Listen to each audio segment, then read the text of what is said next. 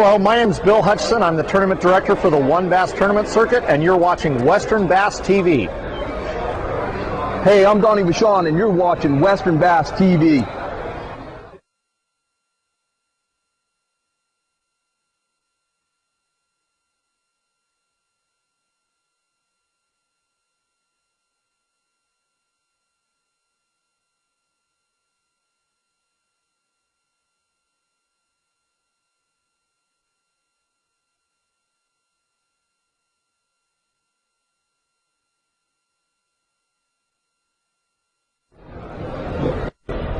Ladies and gentlemen, on the center arena, Fred Hall Associates, in the ASA,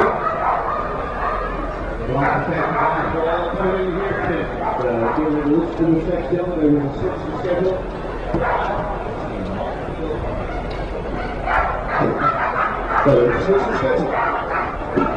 This gentleman on the stage right here, he is qualifier for the Bass Master Classic. This guy has done that 3 different times. He was also rated as a 2003 Rookie of the Year for BASS. Massive feat in itself. He's got a 1-week-old child who will be in 30 years a Bass Master Classic winner, is what he's told me. Because right now, when the kid was born, the name was Will, got him a fishing rod, it was a bait caster, and the kid's already starting practicing 1 week old. This kid's going to be good. He right now is, he's got that big old skier shirt on here. Ladies and gentlemen, give a warm round of applause for professional angler, Mr. Mark Kile, if you would please. Thanks a lot. Thanks, Randy. There you go. Yeah, yesterday I was up here talking, I thought I was doing a pretty good job. I was giving out some really hot information, some secret tips I learned back on the Bassmaster Tour, and all of a sudden I heard this roaring crowd clapping, and I thought, man, I'm going to have to take a bow. That's pretty good. And I realized it was the dog jumping in the tank. So I'll try to entertain you almost as much as that dog does over there jumping in the tank. I live in Arizona, and I've been fortunate enough to get to go back and fish the Bassmaster Tour last few years, and I've fished for a living my entire life. Well, ever since I've made a living, I guess. And I've learned something in bass fishing. I've learned how to fish shallow water. I've spent all my time really concentrating on extreme shallow water. And I'm excited this year because in Arizona where I live, and I know here in California, we've been getting more rain than we've ever had before. I mean, it has been raining like crazy, right? All the lakes are full. As I was driving over, the creeks are running, the washes are running, everything that can have water in it's got water in it. So what this is going to do in bass fishing, there's very few things that are absolute. Bass can swim in golf. We know if we hit the ball just right, it's going to roll over there towards that hole and maybe go in. Well, bass fishing, we don't know. We're guessing all the time. We're trying to figure out what these bass are doing. What are their seasonal patterns? What are they feeding on? Well, let me tell you something. One thing that's absolute when you're bass fishing is when the water's muddy, stained, nasty looking, the fish are going to be shallow. There's going to be bass that bite shallow. So that's what we want to concentrate on. We're going to start out in extreme shallow water. I'm talking 0 to 5 feet max. Okay, so now what we've just done, I know what kind of lakes you guys have. You've got a lot of deep reservoirs around here. What we've just done is we've eliminated 98% of the lake. All right? Is that right? And that's what we want to do in bass fishing. We want to eliminate water. The more we can narrow it down, the better chance we have of catching a fish. So that's what we're going to do. So we've eliminated 98%. Let's see if we can get a little bit closer now. All right, we've got stained, muddy water coming into the lake. We know the bass are up shallow. We know the aggressive fish that are catchable are shallow. I'm not saying there's not any fish deep. I'm just saying you're going to beat that drop shot guy to death fishing up shallow. He's not going to catch him as well. Okay, now, what would be another thing we look for in shallow water? If it's muddy, shallow water, one of the things I'm going to look for is I'm going to try to find the clearest water on the lake. All right? I know that sounds silly, But what we want to do is go around and find where there's... Goes to the United States to the show. Roger King goes to the United States to the show. We want to find the clearest water on the lake. Now, the way I look for that is we're going to narrow it down a little more. I'm gonna find areas where would a clear place on the lake be? Anybody got anything? Huh? Muddy water, where would it be? Anybody? Got a hat to give you if you try to answer. Where? Where was that from? Right there. All right. There you go. An inlet. Water coming in. The water coming into the lake is the first to be muddy, but it's also the first to clear up. As that water starts coming down, that inlet water is going to clear up first. So I'm going to go to the very ends of the lake, like up in the creeks, maybe in the backs of the coves and the washes, or there's a river running into the lake, or maybe there's just a freshwater inlet coming in somewhere, a pump station. I fished a tournament in Alabama about 2 years ago, Eufaula, and I found this place where they were actually dumping water into the lake. They were pumping out another lake into Eufaula, and that was the clearest water on the lake. And I mean, I killed them. It was really good fishing. But that's some of the stuff you want to look for. An inlet's going to be clear. Any place else? Anybody else want a hat? Where?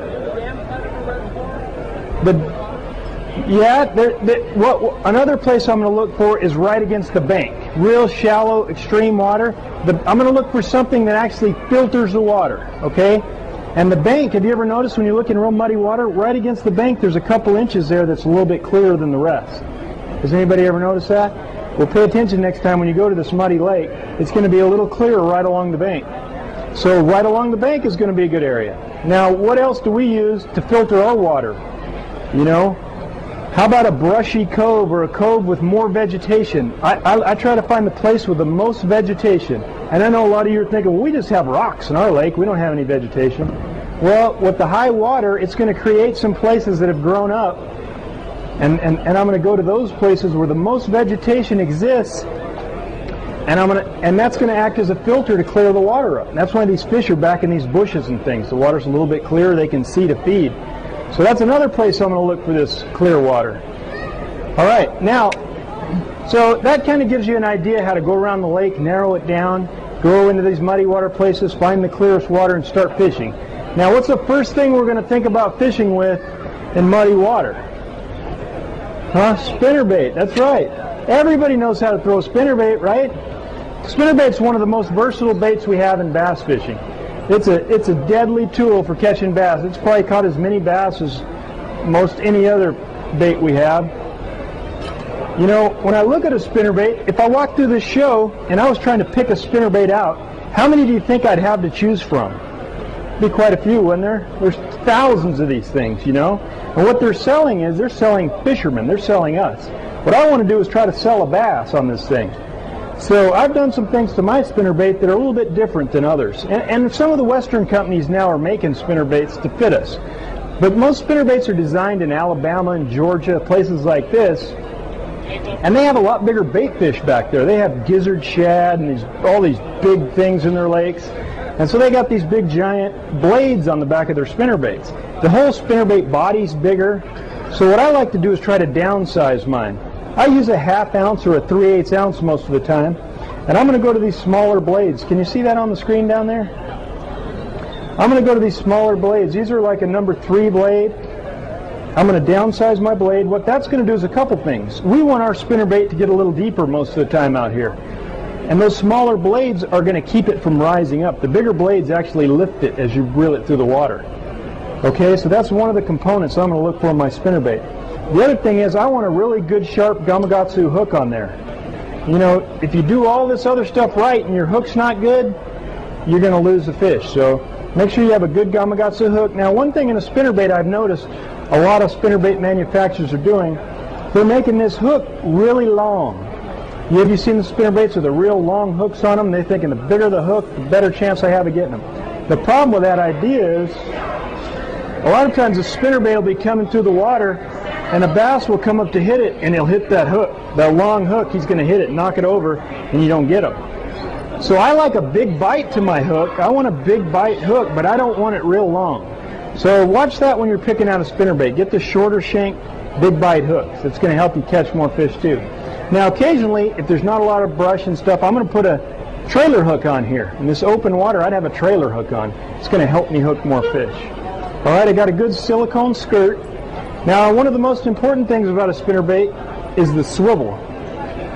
You know, swivels are the most expensive component on this whole spinnerbait. The hooks aren't that expensive, the skirts aren't, the lead, the wire. It's the swivel that they have to spend the money on for the spinnerbait. So make sure you have a really good swivel. I mean, this thing should turn, just barely touch it, and it really turns. Try that when you pick up a spinnerbait before you buy it. Because just barely pulling this thing to the water, I want that blade to turn all the time. Because sometimes I want to slow it down and let it fall, and I want the blade to turn. If you don't have a good blade, you're just not fishing your spinnerbait right. It won't turn, or you don't have a good swivel. So that's something else I'm going to look for. The last thing is I want a light wire. See that light wire? Some spinnerbaits are made with real heavy wire. What this light wire does, it puts out a lot more vibration as those blades are turning coming through the water. All right? So now that we've went out and picked out the right spinnerbait, most of the time I'm going to use chartreuse in this muddy or stained water. This one's a little light colored for that, but I would use chartreuse with gold blades probably. As it clears, I'm going to start using one more like this. I'm going to throw the spinnerbait out. This time of year, the water's still going to be a little cool, and I'm going to slow roll it along just like that. Just enough to keep those blades turning, just keeping it right off the bottom there, and I'm going to bump into everything I can hit with it. With that wire design, this spinnerbait will go through just about anything. So don't be afraid to throw it way back in the trees. Let it sink down and just pull it through. It'll come through all of it. Fish will react when this comes by them a lot of times. These fish are a little spooky from being here all week. But as this comes by, a lot of times fish will just turn and bite it. It's their natural instinct. The fish is hiding in that little brushy cove that we found that's the clearest water. And as this spinnerbait comes by them, they don't think about it. It's natural to them to just eat something that comes by. They ambush it. And when it comes by, they eat it. This bait allows me to cover a lot of water and figure out where the bass are. All right? Now I can go to all these clear water places we found on the lake with a spinnerbait, and I might not catch all the fish with it, but I'm going to catch a fish. I'm going to find some fish with this. It's a tool I'm going to use in this kind of condition to find fish. All right? So a spinnerbait is a really good tool to help you find fish. It'll catch a lot of fish. The problem is everyone's going to be doing it. In the springtime, muddy water, everybody's going to be throwing a spinnerbait. It's going to catch you some fish, but now that we found where they're at, let's change up and catch a few more fish. All right? As the water warms up, I'm going to work this bait faster too. As the fish get a little more warm and they get a little more active. So that's how you know how fast to work the spinnerbait. Depends how active the fish are. The more active they are, the more active I'm going to have this spinnerbait coming through the water. All right? Let's look at another bait I've got here. Now this is one, remember we're fishing in cover. We're fishing in brush and nasty stuff right along the bank a foot or two deep. Okay? Now a lot of people know what a crankbait is, right? Everybody fishes a crankbait. Well, this crankbait is a real shallow diving crankbait. This is something I learned back in the South, fishing back there. It's something the Western guys don't do very much, and it works really good out here. I've been doing it a lot. I take this crankbait. Anybody got any scissors? I got it. I take this crankbait, and this thing doesn't run. It's called a Baby 1 minus. This thing just runs right under the surface. All right? Just going to pitch it out there. See how it runs? Just right under the surface. It's not going very deep at all. And I can fish it slow. See how much wobble that thing's got? It's really got a lot of wobble. It comes right through. It's real loud, makes a lot of noise. Now, while everybody else is throwing that spinnerbait, once we find where the fish are, we're going to switch to this bait and catch a bunch more fish. See that thing moving along? You can come through brush with it. Don't be afraid. Use heavy line. See, since we're fishing a crankbait shallow, what controls the depth of this crankbait is, besides that bill on it, I can change the depths by using different size line. I've got 20-pound line on here, so this thing's not going to run deep at all. And I can pull a fish out of pretty heavy cover. Now, you could also use, if I use 10-pound line, I'm going to get it go a foot or so deeper. But I don't want that. I want it to run right under the surface. and I want to come right by these trees and run into everything I can. And these fish are going to come out and blast it. They're not used to hear that loud rattling thing come through this real shallow cover. So it's going to get you a few more bites. Another thing I'm going to do is use a real bright colored one. I want them to be able to find it. You know, it sounds like the dinner bell coming through there. Can you hear it? It's really loud. And the fish come out, I want them to be able to see it and get it. There's only a couple different colors I'm going to use. I'm going to use this chartreuse one.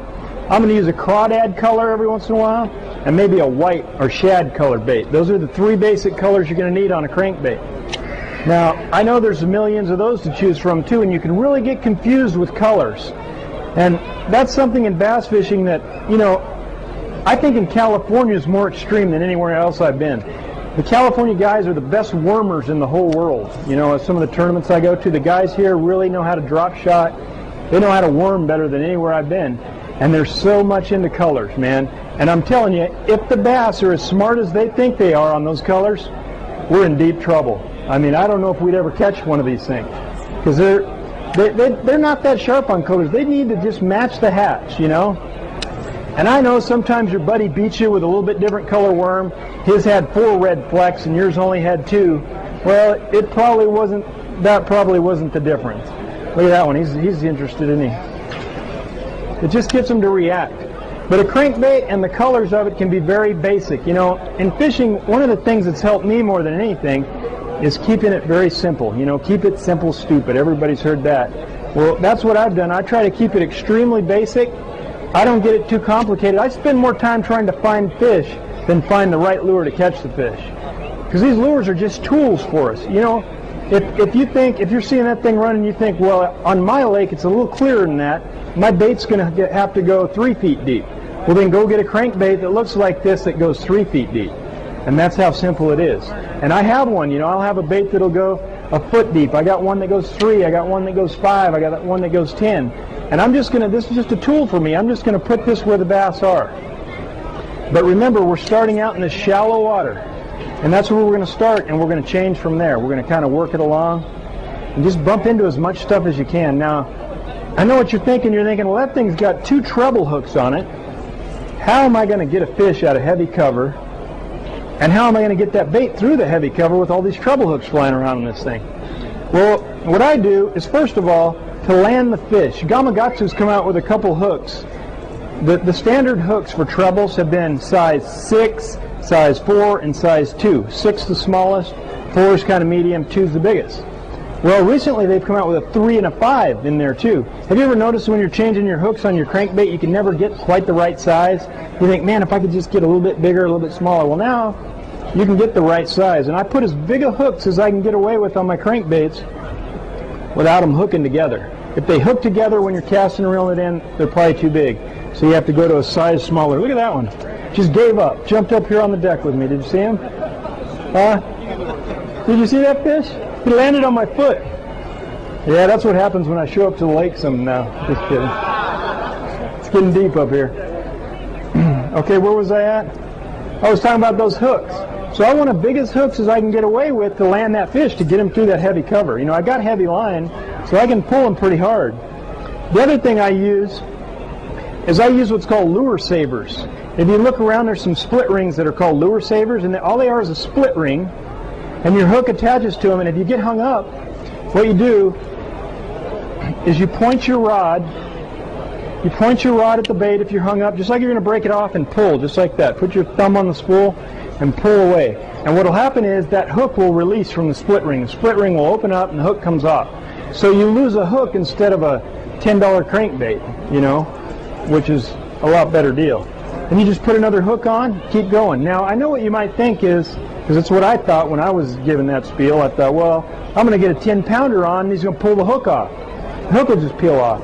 And I'm telling you, I've caught a lot of fish on it and some big ones, and the fish just don't put that much pressure on the split ring. For some reason, your rod absorbs it and everything, but I've never had a fish pull one off. But that's a good little tool for you to help you. You know, some of these Lucky Craft and some of these baits we buy now are so expensive that I like to use things like that to keep me from losing them. Another thing I want to tell you about a crankbait before we go on is crankbaits are not all created equal, all right? Even though I said, now I got up here and I said they're just tools, you know, you could buy 10 of these crankbaits, the same crankbait, and one of them will work better than all the rest. I don't know why that is, but pay attention to that. When you get one that's catching fish, put a little mark on it with a pin or something. Remember what crankbait that is. What I always do is when I take it off, I bite a bunch of line off, and I leave it in my tackle box with all that line in it, so it's easy to find. Because sometimes some work better than others. That's the truth. So you want to pay attention to that, and I kind of save those for special occasions. And then I give the one that doesn't work too good to my buddy, and I take the one with the line on it, and he really thinks I'm a good fisherman. No, I wouldn't do that. All right, so that's the crankbait and the spinnerbait. Now let's talk about a couple other baits we can use in this extreme shallow water. Okay, some other things that are going to happen.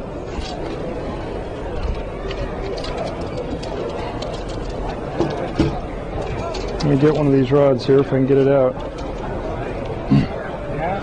Now, this is my favorite way to fish. We've got that fast stuff covered. What I like to do is flip and pitch. Once we've located them with that crankbait or that spinnerbait, I'm going to slow down and I'm going to flip and pitch, we call it. Everybody knows what flipping is. I got an 8-foot rod here. I like 8 foot. Most flipping sticks come in 7.5. The longer the better, because I can get it out there farther. There's no casting involved in flipping. You're just taking your line, pulling it in, slinging it back out there. What's good about flipping is, if I can flip instead of pitch, I would rather flip. Checking it out, aren't they? Because flipping is a lot faster. Look, I don't have to reel it in, I don't have to cast, I'm just doing that. I make a flip, let it fall down to the bottom. It would be faster if I had something weighted. Pull it out, make another flip. But sometimes you can't get that close to the fish. Especially on our lakes here in California, we have a lot of pressure, so you have to stay back a little ways. And when you have to stay back, what I'll do is pitch. I'll just take the rod, swing the bait out just like that. I can get it a lot further pitching. But let me show you some tricks about flipping and pitching that I've learned fishing in the South and the Bassmaster Tour that's helped me tremendously. I feel confident I can go behind anybody flipping down a bank and I can catch fish behind them. Just with a couple of these little tricks I'm going to show you. First of all, you see that knot I've got in this line right here? Can you see that knot? What I do is I have 50-pound braided line as my main line, okay? And then I'm using a 25-pound fluorocarbon leader. I've got 50-pound McCoy braid, a 25-pound fluorocarbon leader, and what that does is the fish can't see this fluorocarbon stuff. It really works good. You know, it's a new line we've had out for a few years. It's a big craze. Well, I found you don't have to use 6-pound line anymore. I'm using 25-pound, and I can go in water as clear as this and catch fish with it. Really good. It's also braided line I like to use because I'm in this heavy, shallow cover, and I'm setting the hook with this heavy rod and pulling these fish through a lot of stuff. Well, that braid's going to get them through it. The problem with braid is there's no stretch. I got a big stout rod, I got braid, something's got to give, and what gives a lot of times is you'll tear a big hole in the fish's mouth when you set the hook. Well, as that fish comes up and jumps, it's easier for him to spit that hook out. So this fluorocarbon acts like a shock absorber, so it gives you a little bit of give when that fish is on there. Another thing it does, and this is what I like most about it, is it gives me a strike indicator. You see this knot here? It might be hard to see from down there. When I pitch this thing out there, I watch that. It's like having a bobber on, or a strike indicator for a fly fisherman. I can see that knot as it falls down. If anything happens to that knot, I know I've got a bite. You know, sometimes if you're flipping, you're probably flipping the same depth consistently, maybe 3, 4, 5 feet, whatever. You know how long it takes to hit the bottom. I watch that knot as it falls, and if it stops before that, one's probably got it. I'll set the hook. Or if it starts swimming off sideways, it just really helps you watch your line. A lot of times in stained water when you're flipping, you have a hard time seeing your line. You know, the line will start moving, and that's real important in flipping because the fish has got it, like right now he's got it and swim over there. Well, he can spit that thing out, and you want to know that boy, I'd like to catch that one right there. You want to know he's got it. Look at that thing fall. This thing kills him in the spring.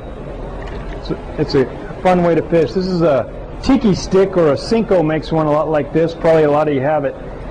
This is a deadly bait in the spring, a good one to flip and pitch with too. But I'm just going to pitch that thing out there. I'm going to watch my knot as it falls down in the water. And when that knot jumps or moves, I'm going to set the hook. I don't even have to feel the fish bite it anymore. And it's a lot easier to watch your line when you're flipping. You're going to catch more fish if you use this technique. Now, the more knots you have, the better chance you have of your line breaking. I believe that's true. I've been fishing with this for a few years now, and I've never broke this knot here. I've never done it. I've broken knots off tied to my hook, which I would have anyway. I did that once, but I've never broken it here, and I've caught a lot of big fish on this technique. But this is something you definitely want to try, especially your heavy pressured lakes here in California. Don't be afraid of the heavy line. Now, if you change anything I say here, if you change the braid to 30 pound and you leave this 25, well, that 30 pound braid is going to cut this line. If you change this line to a lighter than I use 20 sometimes, but if you go lighter than that, then the braid is going to cut that line. So I've tested it, and I'll just save you the time of having to do this yourself. Use 50 pound braid and 25 pound fluorocarbon. Yeah. What I'll do, it's hard for me to show everybody this knot up here, but when I'm done, I'll come down to the bottom and I'll show you how this knot's tied. It's a real simple knot. But it's a great way to catch fish. It's a lot of fun. Now this like I said, it's tiki stick or Cinco. You're just going to throw it out, let it fall down to the bottom, just like that. You know, it looks like a soft plastic jerkbait, something you'd work in this way. I don't do it. The way I fish this through is I pitch it out there, let it fall to the bottom, and then you notice when it hits the water, I strip out a little line each time. Well, the reason I'm doing that is I want it to fall straight down. I don't want it to pendulum toward me, and then it doesn't get the wiggle when it falls. So when I pitch it out, I'm going to just peel out a little bit of line so it'll fall straight down like it's doing there. I don't need to be feeling it because I'm going to know when he gets it. The thing about these lures, bass don't spit them out. The problem you have is if you don't know you've hooked them, they'll swallow it a lot of times. That's kind of the scary thing about these. They really like them. But it's a fun way to catch fish in the spring. Pre-spawn, spawn, post-spawn, best time of year to use it. That's what we're coming up on. If you want to catch some big fish, this bait is deadly. I mean, it is a fish catching machine. My favorite color would probably be watermelon, though, in this. You know, I'm going to use watermelons, shad colors. Basically, that's it. All right, let's look at something else.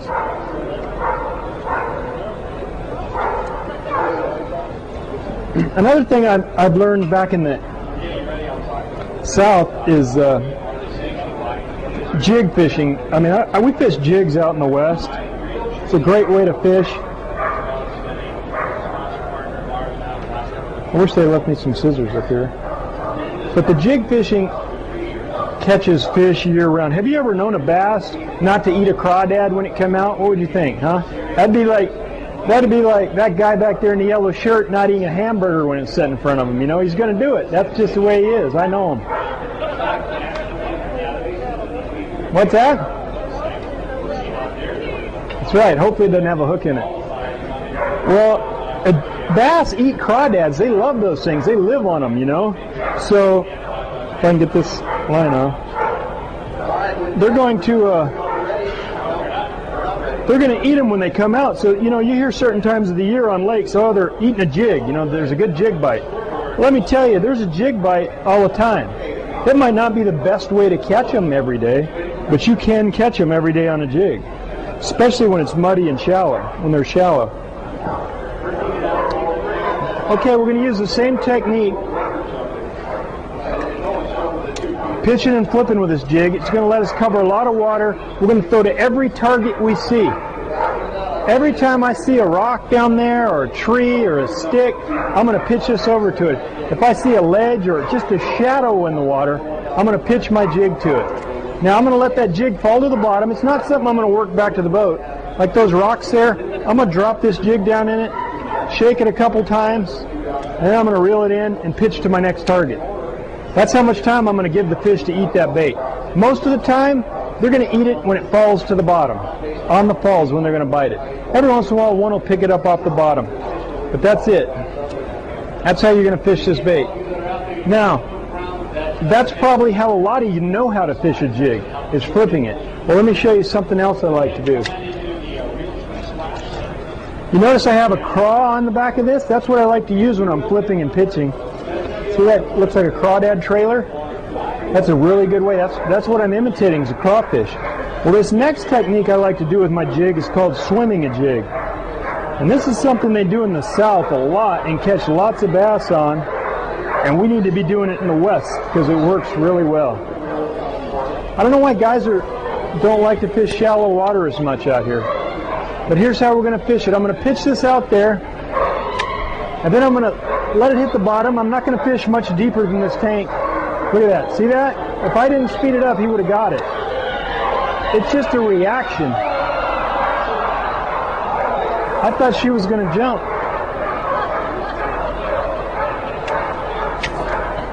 Okay, that's how you're going to fish this thing. Look.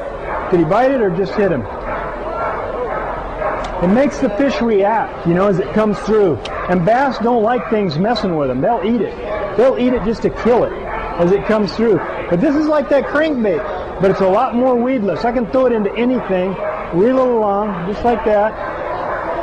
I know that sounds silly to you, but bass will wear this thing out. So next time you're at your lake and you find some shallow bass, pitch your jig out, let it fall down. Now you notice I put that twin tail on there so it swims. A grub would also make it swim.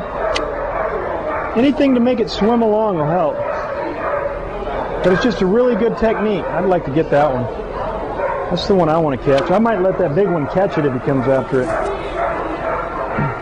Okay, so that's our jig bite. Real simple, weed guard on it, 25-pound fluorocarbon, 50-pound braid. I can pull a fish out of anywhere with this thing. It's just a really good technique.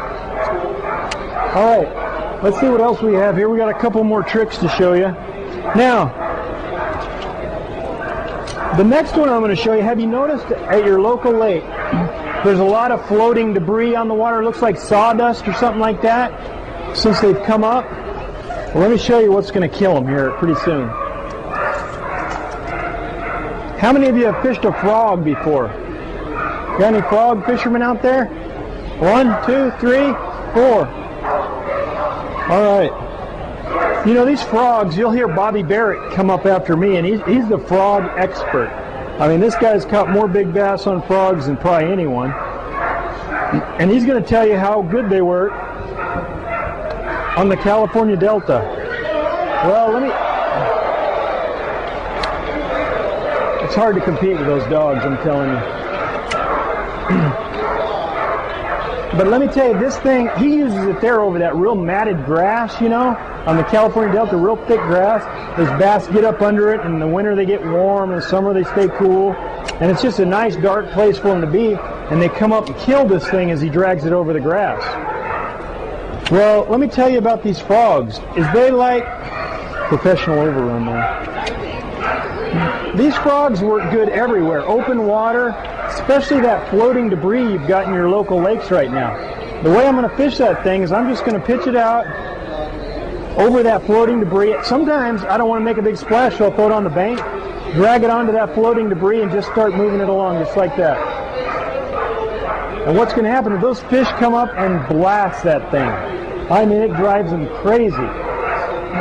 A frog is underutilized in the West, I can tell you that.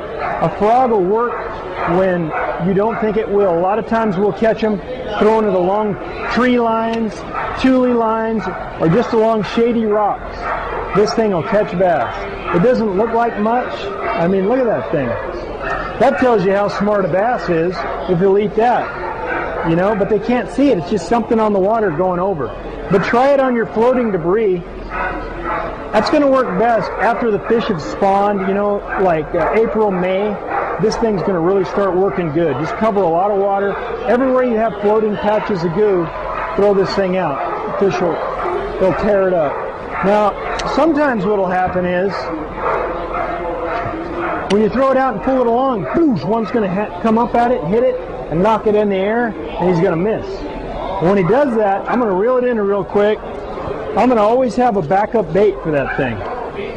I'm going to have something to put right in the play. I'm going to have this rod already ready to go, sitting next to me where I don't have to do all this to throw it out. Because the quicker I can get it in that hole he just created, the quicker I can catch that fish.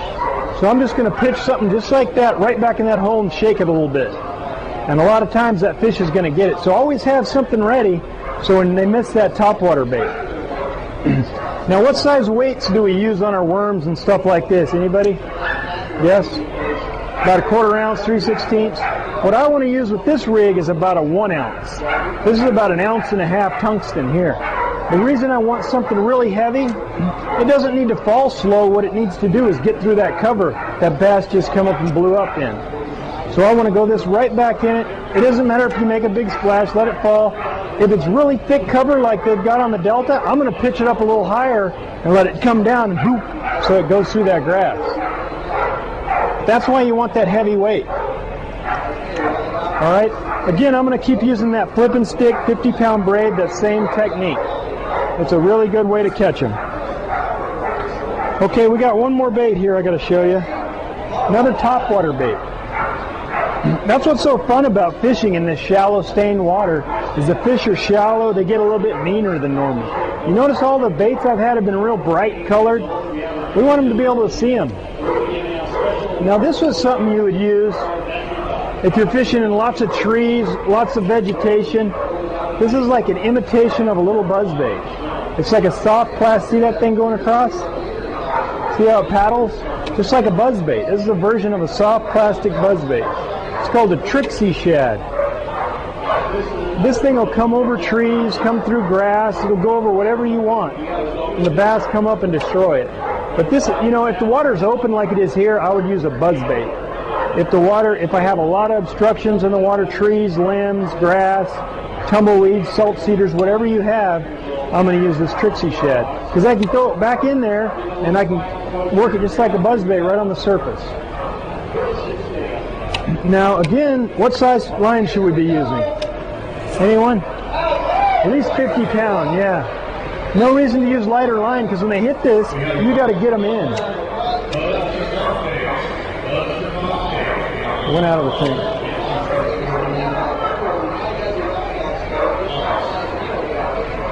You can also, if they blow up on this one and miss it, that's what's neat about this bait is it sinks. If they come up like down that frog and they miss it, you can just stop this and look, it'll fall right down. A lot of times you'll get them to bite it.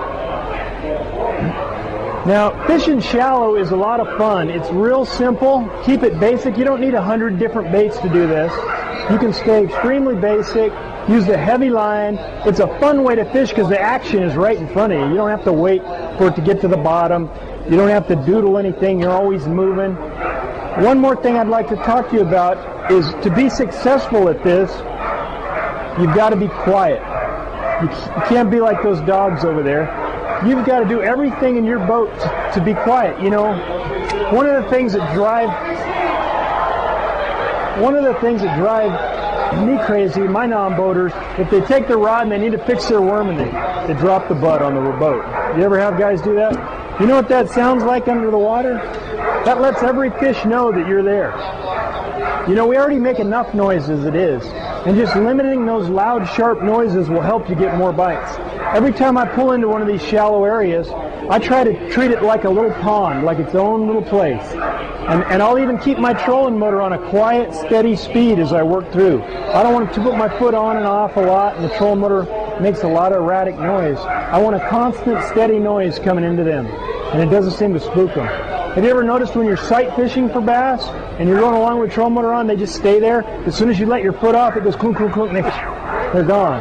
Well, that bass know, you know, they can hear all that stuff. One of the other tricks I've learned in tournament fishing,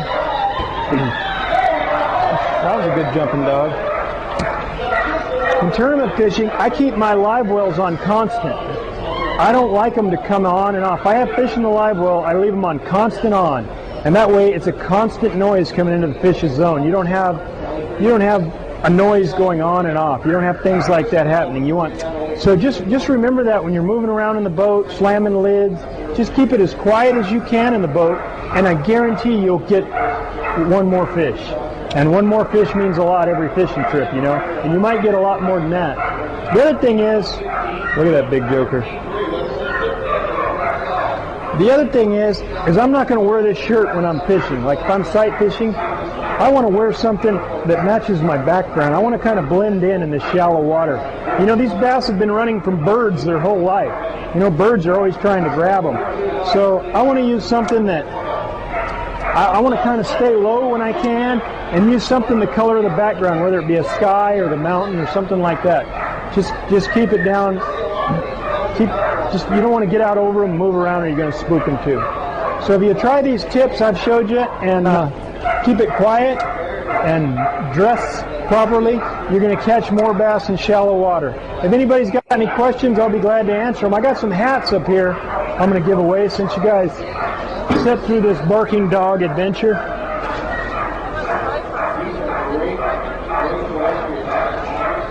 Stripers, the next guy that's about to come up, he's a striper guide, so he'll help you.